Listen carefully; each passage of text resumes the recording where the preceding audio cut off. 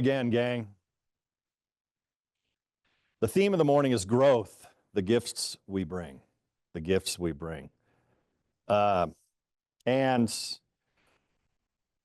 I ask myself before I come in on Sunday mornings a number of questions, but the biggest one is, what would I really like this community to leave with?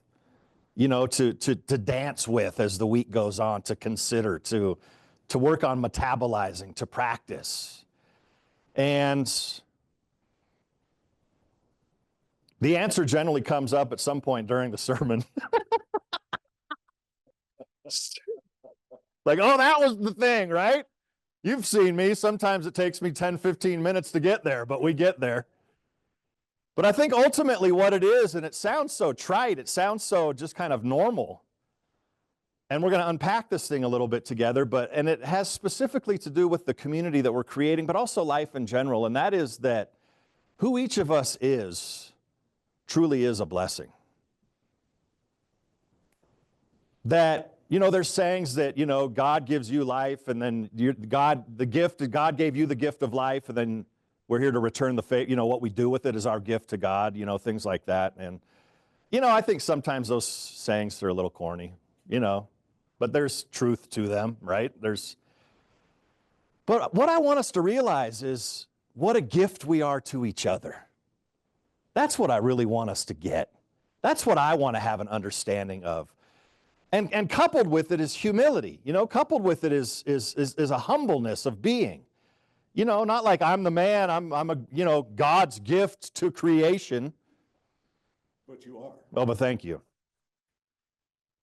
But what we do for each other, how we are that place of faith for each other. When a friend stands in front of you, when you say, oh, I'm scared, or I don't think I can do it, or the task seems too monumental, or I just don't want to talk to that person, and you have a friend that talks you up, you know, you have that one of those people that's like, you could run through a concrete wall, just do it, I believe in you so deeply.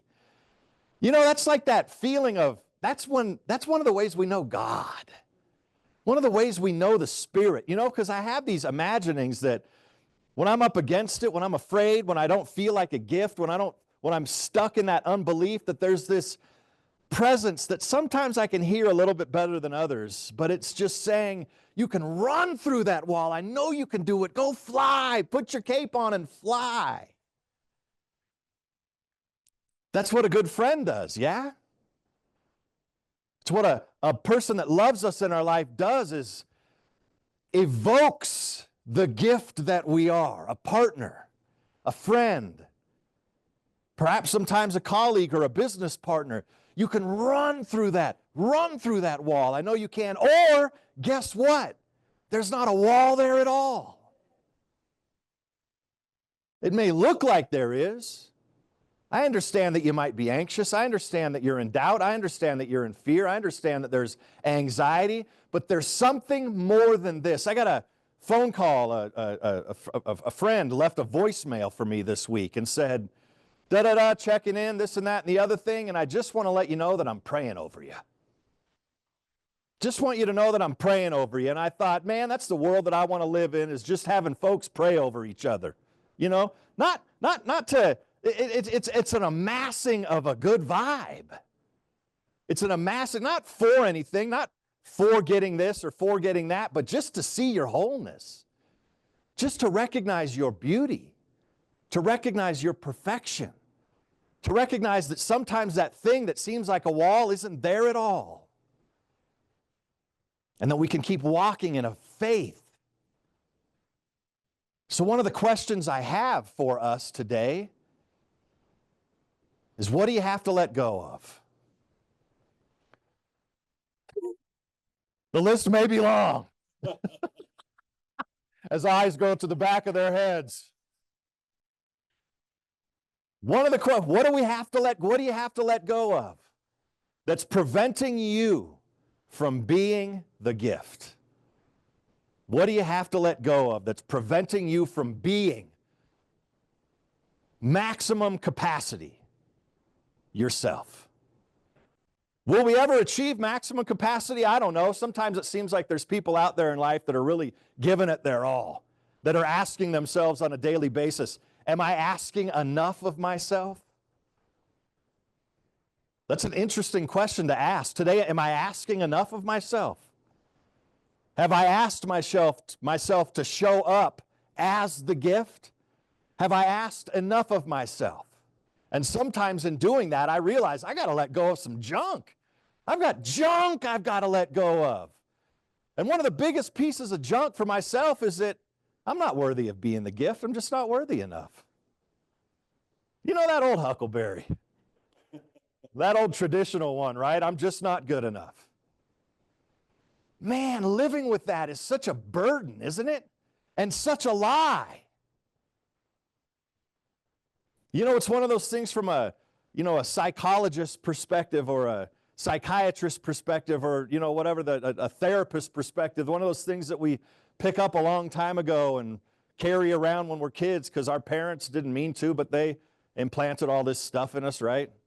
Or the kids on the playground or teachers or whoever those authority figures might be. You know, that stuff we live with, that stuff that still is part of our subjective mind that's in there. And sometimes I get so interested and committed to doing the investigation that I forget that's not the point of where it came from.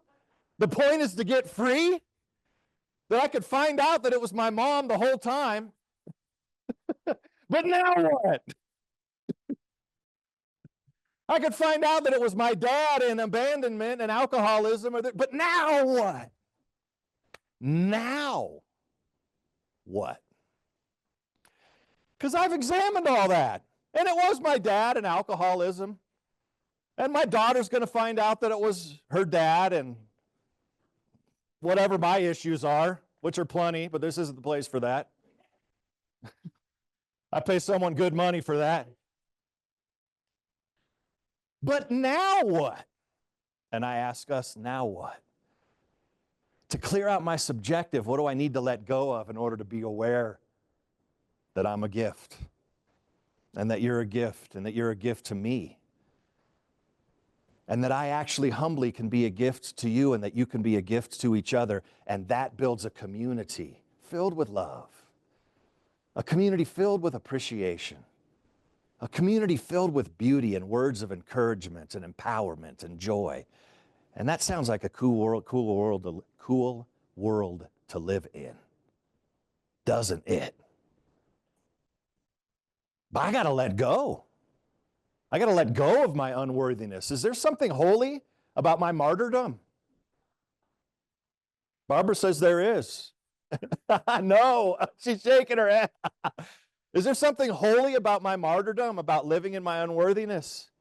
Is there something that makes me this cross that I bear? That makes it somehow worthy in those moments where I show worth or I have an experience of my worth, that I can surrender the cross? You know, we're getting into that season, aren't we? We're into that season.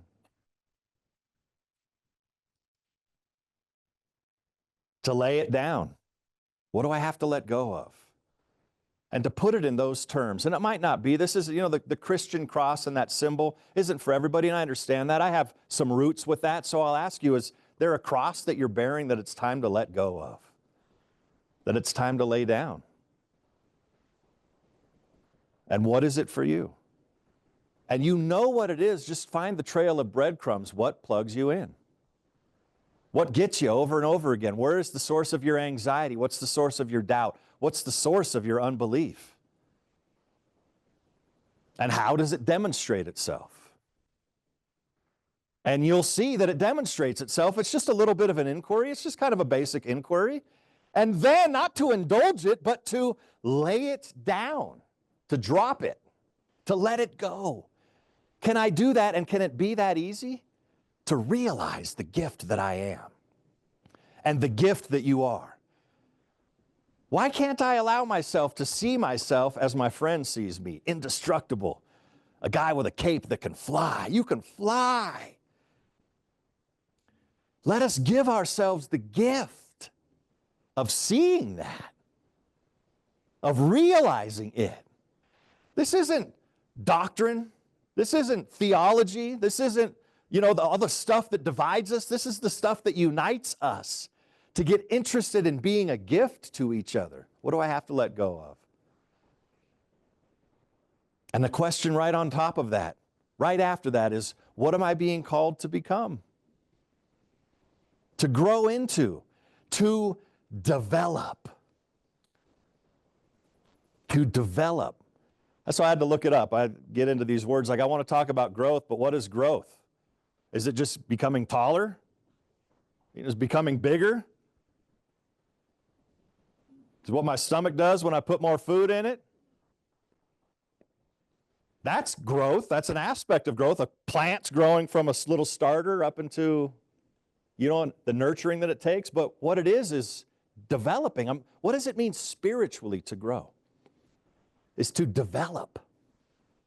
To develop the seeds, the latent potential that's within. One of the definitions is to bring about. To develop is to bring about the capabilities or possibilities, or to bring to a more advanced or effective state. Is my life effective?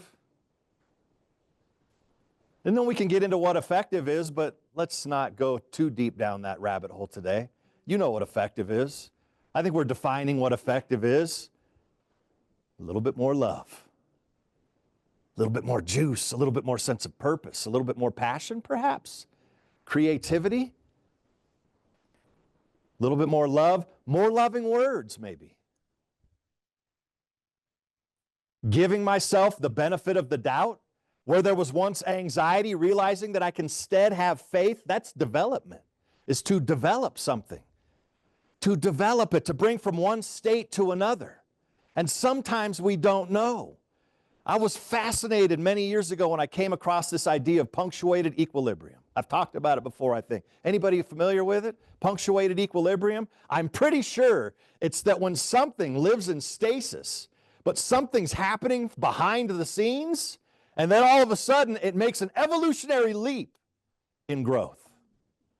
And sometimes that's our lives, gang. That we're praying and we're meditating and we're studying and we're talking about spiritual principle and we're working on developing, and it doesn't seem like something's happening, but we're being reorganized. Quietly, internally. It's why it's so important that every conversation somehow is a life-giving one. Not the gossip of how wrong it is, but the gossip of how beautiful it is. That's good gossip, right? Not what's wrong with something, but seeing what's right with something. We can always find what's wrong. That doesn't serve us, does it? What's right? And so we do our spiritual practice. We commit to development, which means to move into a more effective or advanced state. And to me, that simply means more love, more compassion, more empathy, more beauty, more words of forgiveness, those types of things. And it might not necessarily be that there's a demonstration outwardly of something, but something is happening within where we're getting more free, and then something at some point will happen where we see a demonstration where we didn't know one was coming. Life turned on a dime. You've all had an experience of it. It's a result of that work that we've done, right? And so we'll start seeing more of these dime turns in an affirmative direction.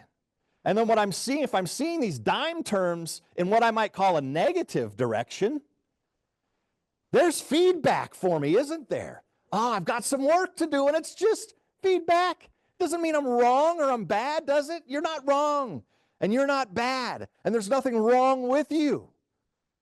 Do you know that? Do I know that? Do we know that? Do we practice it? There's nothing wrong, never was. I used to facilitate teen camps back in the day. God, it was one of the greatest gifts of my life is to work with teenagers, and I still do it down at the Santa Fe Teen Center. But we had a theme one time that was one of these teen camp Cascade in the foothills of Central Oregon, just outside of Salem. One of the themes was nothing wrong, never was. Nothing wrong, never was. There's nothing wrong with me. And I know sometimes when we're alone, instead of indulging those, man, I'm anxious, I'm fearful, I'm doubtful, the world's going to hell in a handbasket, blah, blah, blah, blah, blah. What we need to do is call up Gene and go sit in the corner and have him sing that song to us. Or go sit in the corner. He said I'd go sit in the corner and play this song. Sometimes we just have to go sit in the chair. I've got a family chair at home. I got a chair up in my office. Sometimes I just go sit with it. It was the chair that I was nursed in. And sometimes I go sit in it and I just commune. And just get a broader sense of who I am, because, gang, it is easy to get caught up in the stuff, isn't it? It's easy to get caught up in the, and not knowing if we can make, is it a lie? Is it a truth? Is it fact? Is it not? Whatever it is. But the thing that we can hold on to the most is our sacred tryst with the Spirit, that internal life that we have. It is something we can bank on. So I ask you again, what do you need to let go of? This is what I want you to think about this week, all right? Commit to me. Thank you, Yvette. What do I have to let go of? And what do I need to become? And that's a body of work. That's a body of what do I need to let go of? And I promise you, if there's a need to let go of it, it's going to add to your cup of joy. These things to let go of. It might see, oh, I'm going to be naked, or what if I don't have that jealousy anymore? Or what if I don't have that resentment anymore? Do you want to be free? Resentments keep me warm too. Nice and warm. But do I have life? Am I contributing to life's beauty and goodness? And I know that when I'm warm from that resentment, it also means it's a fire that's burning me from within. It ain't good. But forgiveness sets me free. And as it's been said, doesn't mean you have to go out to brunch with them. Just forgive them. Doesn't mean you have to go on a date. Doesn't mean you have to become best friends. But it does mean you're befriending yourself, right? What do I have to let go of? The resentment, the jealousy, the otherness. That guy is such an idiot. That gal is such an idiot. That person is whatever it is. What do I got to let go of? And what am I being called to become? To develop. What skill can I develop? The skill of belief. I know when I start getting anxiety. I know when I start moving into that doubt mind frame. Can I stop it? Can I use my willpower to say, enough? No, not today. Belief, faith, trust, hope, conviction, etc., right? And if you need to, get on the phone and say, I need a reminder, and let somebody remind you. And I promise you, when you get off that call, yes, happens every time. In recovery circles, it's called the 1,000-pound telephone.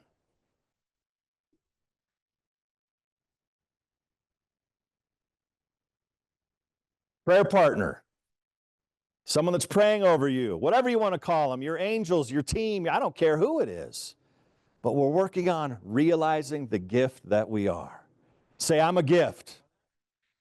You see, and it's not just lip service. We can't just be lip service. It's when it, what did he say? When it pours from your lips. I do this almost every week, and I should have it highlighted, but I don't know if I'm going to talk about it. But Ernest Holmes says that when it comes from your lips, there's more of an opportunity for it to demonstrate if it's not obstructed by that emotional body, by that less than, by that not enoughness, by that unworthy. This is the disbelief, the unbelief. I believe, said the man, help heal my unbelief. There's a Christ presence. Christ simply means the anointed one, right? Not Jesus' last name, as it's been said before. The anointed one. Can I get to a point where I understand that the Christ lives inside of me as well? The resurrection of the Christ as you? Paramahansa Yogananda has a 2-volume set, and each volume is like that big. And it's called, he goes through the Gospels, and the whole thing is called The Resurrection of the Christ as you. As you. Be the gift. Let's pray together for a moment this morning. Again, because that's what we do. Let's take a deep breath and Begin to feel. Gene, you want to make your way up there and play a little, just a little, a little. Never heard it put that. You take a deep breath and we get a sense that there's only one power and one presence, that is the living Spirit, the presence and power and love of God that lives and moves, it has its being as my life, as I speak this word, and as the life of each one of us. That there is a principle of unification, a principle of movement of the mind, of movement of the heart, of movement of the soul that has me aligned with the idea that God is my life. And out of this, I can declare, out of my union, out of my oneness, out of my practicing the presence, can declare a truth about my life, a truth about eternity, as eternity is making itself known as my life. As Emerson said, that each one of us is the doorway through which the infinite makes itself known as the finite. What am I swinging open the door of my life to reveal this week? What am I swinging open the door of my heart and my mind and my soul and my being and my will and my effectiveness and my development to reveal this week? So that my life is a living demonstration. Not that I'm awake for an hour and then forget. Not that I'm awake on Sunday morning and then go back to sleep. Not that I put my Sunday best on and then put the worst on for the rest of the week. It's that I practice these things and become that radiation station, that radiation point for life's goodness, for demonstrating more of what I'm interested in, more beauty, more health, whatever your prayer is. My prayer for this community is that we spend this week developing ourselves into some sort of advancement, that we're advancing somehow in consciousness to be a purveyor of the kingdom of heaven, a purveyor of heavenly things, a purveyor of life's goodness. I'm grateful for this awareness. I'm grateful for our community. I'm grateful for this word. I let it be as a law unto itself, just as every prayer that we speak is a law unto itself. We activate that great law and step with tremendous faith forward.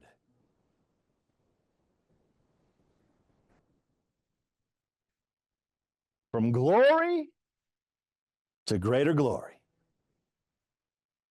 I'm grateful. In one word, I call it good. We let it be, and so it is. Amen. Amen.